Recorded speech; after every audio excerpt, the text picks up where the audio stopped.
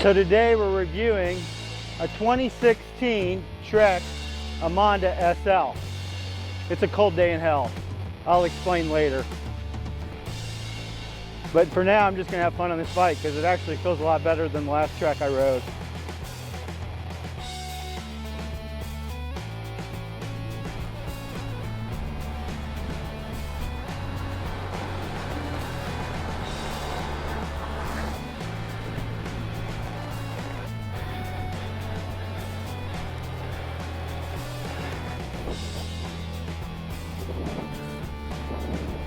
So this Trek is equipped with Ultegra DI2, 11 speed. It's also got Bianch wheels, aluminum. So the wheels are probably something I'm going to want to replace, but I don't know. Because this is going to be my vacation bike, my travel bike that I don't mind beating up and perhaps storing in a shed close to our condo. And I probably won't miss it throughout the year. It'll be there to ride when I go on vacation. So that's the plan for this bike. But I still want to review it because I got it for a good deal. And right now, there's some really good deals on rim brake bikes. Just seems like nobody wants them. So you can pick up this, I picked up this DI2 loaded bike for under $1,000. Sure, I'll probably put wheels on it, maybe, I don't know. But overall, it's perfect to take to Orange Beach, Alabama and store down there for the year. So it's been 25 years since I've ridden a Trek road bike. I told you it was a cold day in hell. I didn't want another one after riding the Postal Frame in 2001 for about 3 or 4 months, determining I hated the ride. I joke, whatever Lance is on, it's not the bike. It was by far one of the worst road bikes I've ever ridden. So, I've kind of strayed away from Trek. So I saw this at Bicycle Outlet the other day and said, hey, that would make the perfect bike for what I'm looking to do. So I got it. So believe it or not, this is the first bike I've owned with DI2.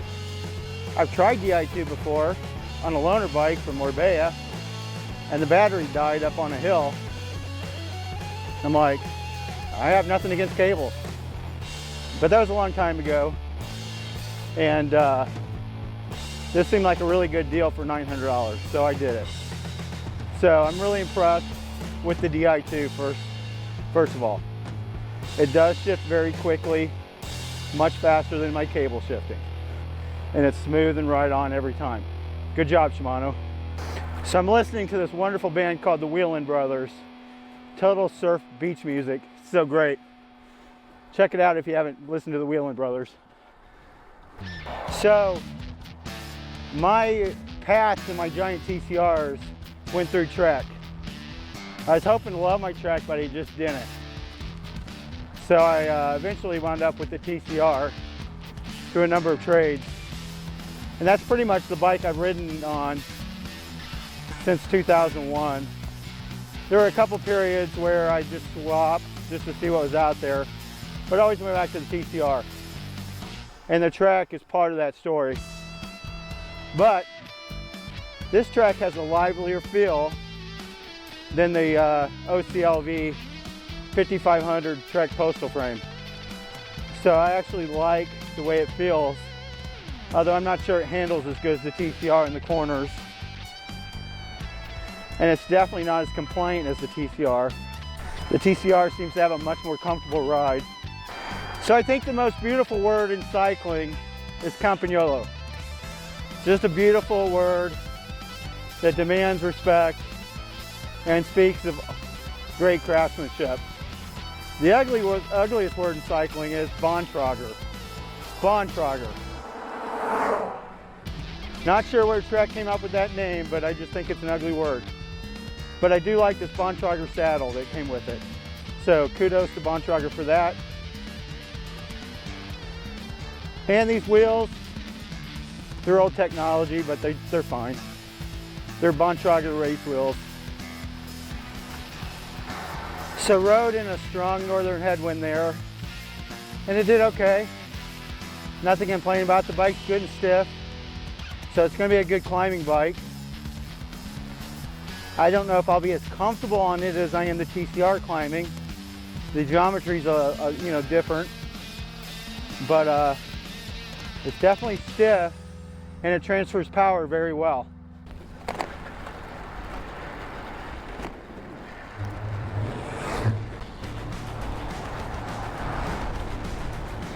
So let's check out and see how this Emonda SL handles some of the corners.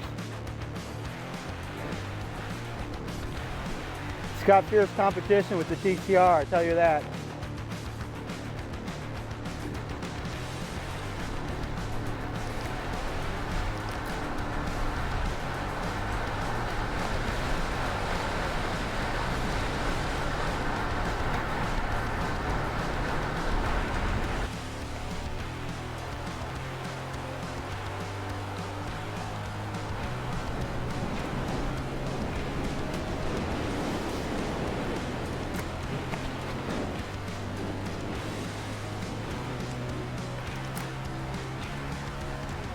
So I like the way this bike handles, but the TCR definitely has an advantage over it.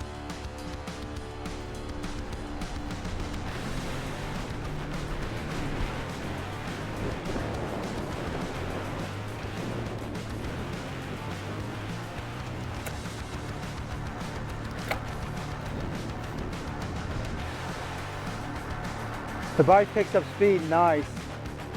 That's definitely true even with these wheels on it.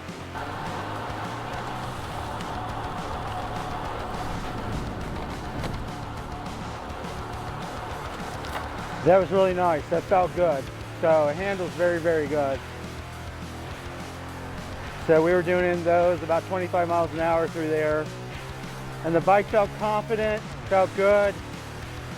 I didn't feel like I was going to lose it, didn't feel overly stiff. So I handled those corners very, very well. So plus for that. So we're coming up to the end of this ride. Got almost 25 miles in on this Trek Emonda SL.